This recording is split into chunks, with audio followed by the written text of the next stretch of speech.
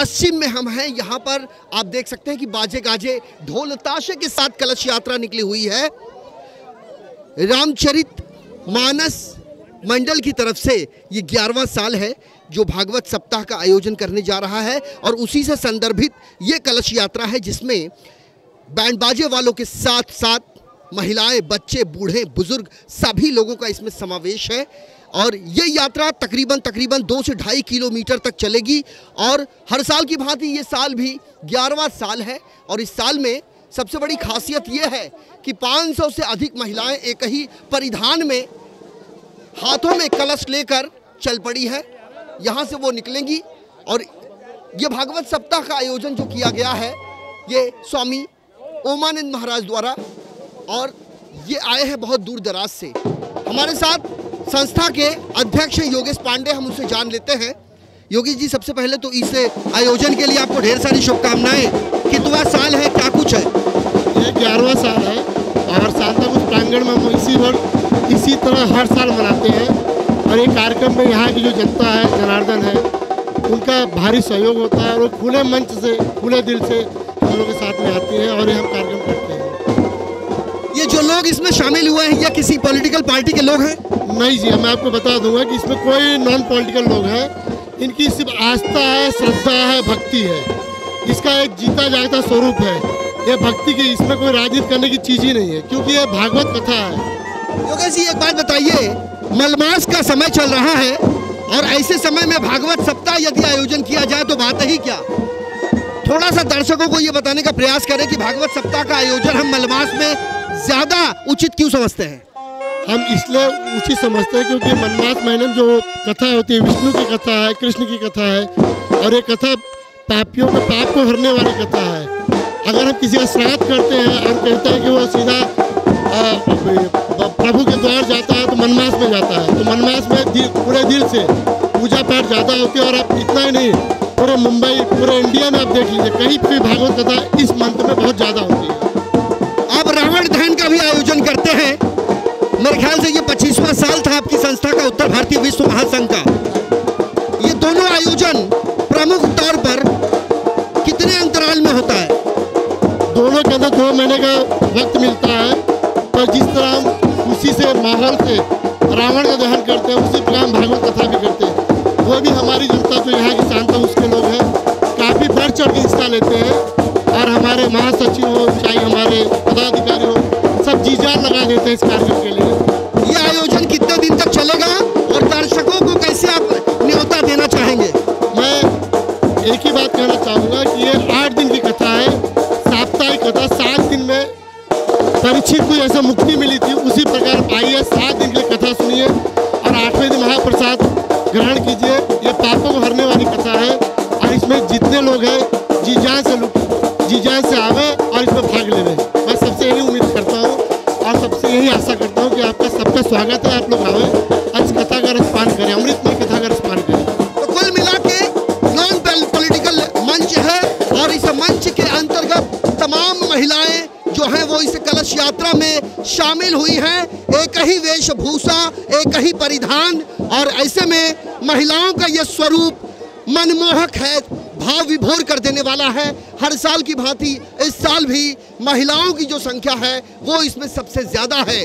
500 से अधिक महिलाएं एक ही परिधान में और अपने सिर पर कलश लेकर इस शोभा यात्रा को वो सुशोभित कर रही हैं। सांता क्रूज पश्चिम का ये इलाका है और TPS 6 से होते हुए ये कारवां चल पड़ा है योगेश पांडे के नेतृत्व में। और इसमें क्या बच्चे, क्या बूढ़े, क्या जवान और क्या वो वृद्ध, सब के सब मानो कि इसमें पूरी तरीके से जुट गए हैं। एक श्रद्धा भाव का ये पूरा का पूरा वातावरण जो है वो श्रद्धा से सराबोर हो चुका है। यदि हम यहाँ से नज़र डालने की कोशिश करें तो जहाँ तक नज़र पड़े वहाँ तक इस शोभा यात्रा, इस कलश यात्रा में महिलाओं की संख्या सबसे ज़्यादा है। इसमें हर जाति धर्म के लोगों का समावेश है। वैसे तो रामचरित मानस मंडल जो संस्था है वो बड़े जोश व खरोश के साथ ये 11वां साल है जब इस भागवत सप्ताह का आयोजन सांता क्रूज पश्चिम के धर्मवीर संभाजी क्रीड़ांगण में आयोजित किया जा रहा है। और इसमें सबसे ज़्यादा दिलचस्प बात यह है कि इन महिलाओं का जो परिधान है वो देखते बनता है। अपने सिर पर कलश लेकर शोभा यात्रा को सुसज्जित कर रही ये महिलाएं ये बताने का प्रयास कर रही हैं कि बिना कुछ कहे ही लोग समझ जाएं कि इन यात्रा में श्रद्धा का कितना समावेश है। हर जगह भक्ति भाव से सराबोर ये पूरा का पूरा महकमा ये सांता क्रूज वेस्ट का है। उत्तर भारतीय विश्व महासंघ जो पिछले 25 सालों से सांता क्रूज के धर्मवीर संभाजी क्रीड़ांगण में दशहरा महोत्सव का आयोजन करता आया है। 25 साल से रावण दहन होता आया है। विजयादशमी बीती और उसके बाद आगाज़ हुआ श्रीमद् भागवत का। वैसे ये अधिक मास कहा जाता है, मलमास कहा जाता है। इसमें कोई भी दाम्पत्य कार्य नहीं किया जाता, कोई भी नया काम नहीं शुरू किया जाता। लेकिन भागवत सप्ताह का यदि आयोजन किया जाए और लोग उसमें समय निकाल कर सहभागी बने तो फिर बात ही क्या। तो अपनी टीवी स्क्रीन पर जो नज़ारा आप देख रहे हैं ये सांता क्रूज पश्चिम के टीपीएस मिलन एसवी रोड से मिलन सबवे को जोड़ने वाला ये रोड और यहाँ से निकल रही है ये कलश यात्रा जो कुछ ही समय में पहुँच रही है गांव देवी मंदिर की तरफ। वो गांव देवी मंदिर जो सांता क्रूज का ऐतिहासिक मंदिर है, 100 साल से अधिक का समय हो चुका है इस मंदिर को। ऐसे लोग अपने कुल देवता के रूप में जानते हैं, अपने गांव देवी के रूप में जानते हैं। और अब ये वहाँ पहुँचेगी और वहाँ से निकलकर फिर धर्मवीर संभाजी क्रीड़ांगण की तरफ बढ़ेगी। लेकिन एक बार अपने दर्शकों को हम बताना चाहेंगे कि यहाँ पर जो कारवां निकला है ये रामचरित मानस मंडल के अंतर्गत शोभा यात्रा कलश यात्रा भागवत सप्ताह के निमित्त चल पड़ा है और इसकी अगुवाई कर रहे हैं योगेश पांडे। और धीरे धीरे जैसे जैसे समय बीत रहा है वैसे वैसे यहाँ लोगों की भीड़ भी बढ़ती जा रही है। तो ये रथ आप देख सकते हैं स्वर्ण रंग से सुशोभित कर रहा है इस रथ को। और इस रथ पर बैठे हैं दंडी महाराज, खास करके ओमानंद स्वामी जी, जिनका ये कई साल से यहाँ पर आते हैं भागवत सप्ताह के निमित्त और उनसे कुछ जानने की कोशिश करते हैं। खास करके भागवत सप्ताह के मौके पर कहते हैं अधिक मास जब शुरू होता है, मलमास जब शुरू होता है तो कोई मंगल कार्य नहीं किया जा सकता। लेकिन ऐसे में यदि भागवत सप्ताह का आयोजन किया जाए तो फिर बात ही क्या। हम खुद जान लेते हैं स्वामी ओमानंद जी महाराज से। सबसे पहले तो आपको प्रणाम। हम चाहेंगे 2 शब्द भागवत सप्ताह के बारे में आप बताएं, चूँकि मलमास के मौके पर कोई मंगल कार्य नहीं किया जाता। यदि ऐसे में भागवत सप्ताह का आयोजन किया जाए तो वो कितना अपने लिए हितकारी होता। सबहि सुलभ सब दिन सब देशा। हर काल में हर समय में भगवान की कथा मंगलकारी है, हितकारी है, कल्याणकारी है। भगवान की कथा चाहे ग्रह हो, चाहे कोई भी दशा हो, चाहे कोई भी योग हो, भगवान की कथा सबके जीवन के लिए मंगलकारी है, कल्याणकारी है। इसलिए पितृपक्ष में भी भगवान की कथा होती है। इसलिए भगवान की कथा सबके जीवन में पुण्य प्रदान करता है, आनंद प्रदान करता है, भक्ति प्रदान करता है। इसलिए भगवान की कथा सबको श्रवण करना चाहिए, सबको सुनना चाहिए। और भगवान की कथा सुनकर के राजा परीक्षित 7 दिन में संसार रूपी भवसागर से मुक्त हो गए थे। जो श्रद्धा से निष्ठा से भगवान की कथा सुनता है उसका मंगल होता है, उसका हित होता है, उसका कल्याण होता है। इसलिए भागवत शास्त्र प्रेम का शास्त्र है। इसलिए सबको भागवत श्रवण करना चाहिए, सुनना चाहिए और सारे संशयों का निवारण भगवान की कथा के द्वारा, भागवत कथा के द्वारा मनुष्य के जीवन का हित हो जाता है, कल्याण हो जाता है। कल्प वृक्ष है, तुम्हारी संपूर्ण इच्छाओं को पूर्ण कर देता है। जो श्रद्धा से, निष्ठा से, प्रेम से, विश्वास से, गुरु से अनुग्रह प्राप्त करके भगवान की कथा सुनता है उसका हित होता है, उसका कल्याण होता है। सर्वे भवन्ति सुखिनः सर्वे सन्तु निरामया सर्वे भद्राणि पश्यन्तु मा कश्चित् दुःख भाग् भवेत्। सभी सुखी हों, सभी निरोगी हों, सभी कल्याणकारी हों। सबका हित हो, ऐसी मेरी मंगल कामना है। सब भागवत की कथा श्रवण करने के लिए, भगवान लीला बिहारी श्याम सुंदर श्री कृष्ण की कथा श्रवण करने के लिए आप सब लोग आएँ। आप सबका बहुत बहुत स्वागत। धन्यवाद। स्वामी जी ने अपने मुखारबिंद से ये बताने का प्रयास किया कि भागवत सप्ताह मानव जीवन में कितना लाभदायी और कितना लाभकारक होता है, और इसे हर व्यक्ति को ये चाहिए कि भागवत सप्ताह का आयोजन करें और अपने कीमती समय में से कुछ समय निकालकर वो भागवत सप्ताह का हिस्सा बने। और आज सांताक्रूज पश्चिम का ये जो धर्मवीर संभाजी क्रीड़ांगण है वो गवाह बनेगा भागवत सप्ताह का।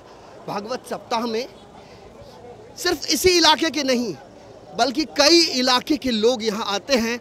और आप देख सकते हैं एक तरफ ये मिलन गारमेंट हब जो मिलन टॉकीज के रूप में प्रख्यात था, और ये मिलन गारमेंट ये हब बन चुका है। और इस हब के ठीक सामने 100 साल से भी अधिक पुराना ये मंदिर, जिसे गांव देवी मंदिर कहा जाता है, और ये यहाँ के लोग इसे अपने कुल देवता और कुल देवी कहते हैं। चूँकि 26 जुलाई में जब बाढ़ आई थी और मुंबई जब जलमग्न हो गई थी, तो उस दौरान ये इलाका एक ऐसा था कि यहाँ पर पानी जो है वो नहीं भरा लोगों के घरों में। ऐसी मान्यता है कि यहाँ की जो ग्राम देवी है, गांव देवी जिसे कहते हैं, उनका एक बहुत बड़ा आशीर्वाद है। और इस आशीर्वाद के चलते लोग बड़े श्रद्धा भाव के साथ इस मंदिर में पहुँचते हैं। कहा यह भी जाता है कि मन्नत की ये देवी हैं, और इस गांव देवी मंदिर में महिलाओं का जो उत्साह है वो देखने लायक है। पुलिस की व्यवस्था चाक चौबंद, ट्रैफिक जो है वो लगी हुई है। वैसे आज रविवार का दिन है, इसलिए यहाँ पर ज़्यादा ट्रैफिक की समस्या नहीं है। लेकिन इस गांव मंदिर को हम दिखाने का प्रयास करेंगे। ये वही गांव देवी मंदिर है जो 100 साल से अधिक समय के कार्यकाल का है। बाबू शिव नारायण सिंह इस गांव देवी प्रतिष्ठान के अध्यक्ष हैं, और उन्हीं के चलते, उन्हीं के कामों के चलते आज यहाँ पर सभी लोग माता रानी के दर्शन करने के लिए अंदर पहुँचते हैं। हम अंदर का भी एक एक झलक अपने दर्शकों को दिखाने का प्रयास करते हैं कि कैसे यहाँ पर अलग अलग देवी देवताओं का जो स्वरूप है, जो उनकी मूर्तियाँ हैं, उसे देखने के बाद ऐसा लगता है कि वो अब बोल पड़ेंगी।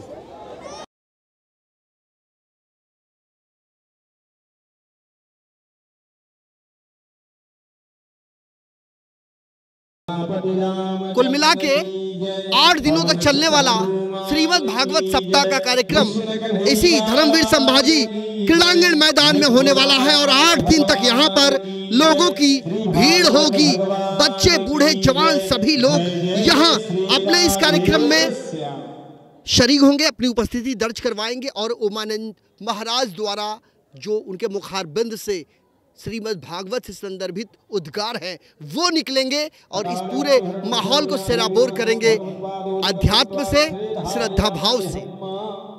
तो हम भी लोगों से यही कहेंगे कि आप 8 दिन के भीतर इस सांताक्रूज पश्चिम के धर्मवीर संभाजी क्रीड़ांगण में आयोजित रामचरित मानस महामंडल द्वारा श्रीमद् भागवत सप्ताह में शरीक हों, और आपका यहाँ स्वागत है।